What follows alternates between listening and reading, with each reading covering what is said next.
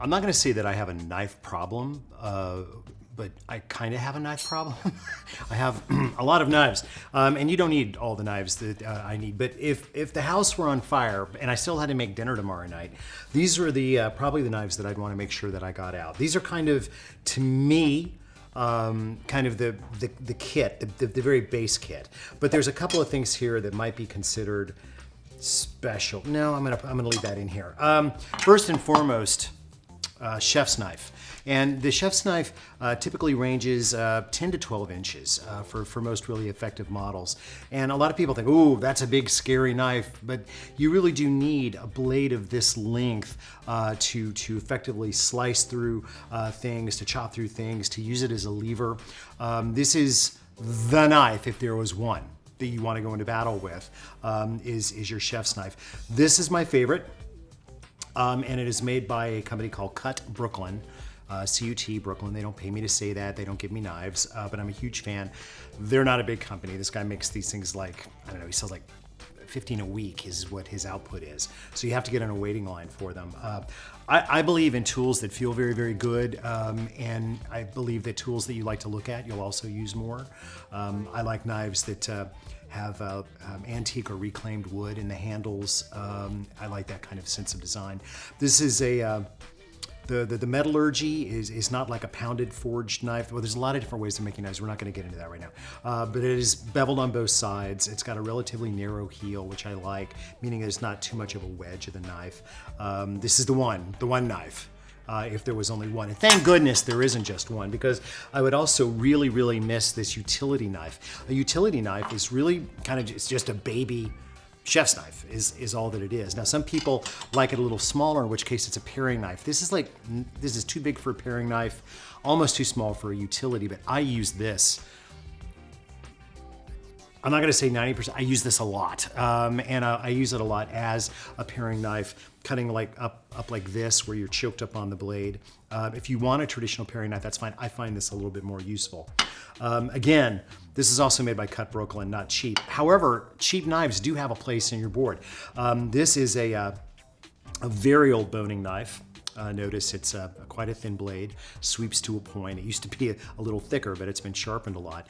Made by a company called Forstner, the same people that make Victorinox Swiss Army knives. It's a stamped blade. It's not forged. It's literally cut. It's not, I don't know, this is probably a $60 knife, maybe only a $50 knife. But I reach for this whenever I am taking meat off of bone, be it fish, poultry, whatever. This is the one that I reach for, and I wouldn't want to be without it.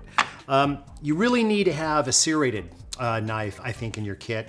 There are things that serrations do that you just can't do with a chef knife. Cutting bread, trimming up layers of a cake, all require that. This does not have to be an expensive knife either. This one was made by a company that I used to work with and don't anymore, and since they kind of made me mad, I'm not going to even mention the name. But you could also buy Forstner, same brand. It can be a stamped blade, but there are some things that serrations are very necessary for. Although not a must-have, oh my gosh. Asian knives are such things of beauty. This is a kind of knife, it's a vegetable knife called nakiri, Japanese, beveled on both sides, meaning that it's a wedge like this instead of one-sided wedge. This is made by a master knife maker who's now in Portland. His name's Murray Carter Cutlery. I have a lot of his pieces. They are extraordinary. I think it was a time he was the only like American knife master in Japan, and his metallurgy and his edges are incredible. So I have West Coast and East Coast in my collection. The other ones that I want to point out, a couple of things that people don't think about very often. I sure do like my cleaver. This is a bone cleaver. It's really old. It was made by a company called Oak Leaf, St. Louis, USA, a number 9. This I bought vintage and had an edge put back on it. This is for hacking up stuff. Also very good for home invasion. When it comes to cutlery, you cannot ever forget the importance of a good pair of shears. There are a lot of jobs that I reach for these to do rather than a knife. This is made by a company called Lamson Sharp. I like it because it's a good heavy-duty metal. It holds a good edge, has kind of micro serrations, and comes apart for easy washing.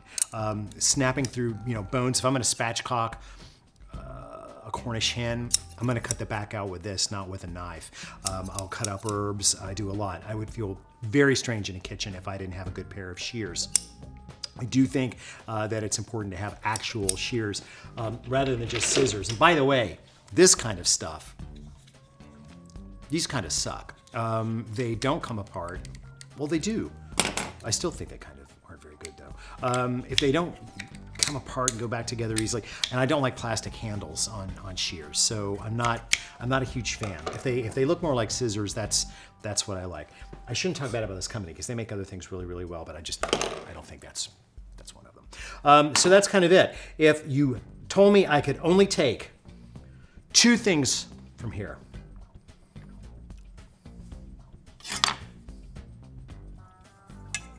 if I could take 3, if I could take 4,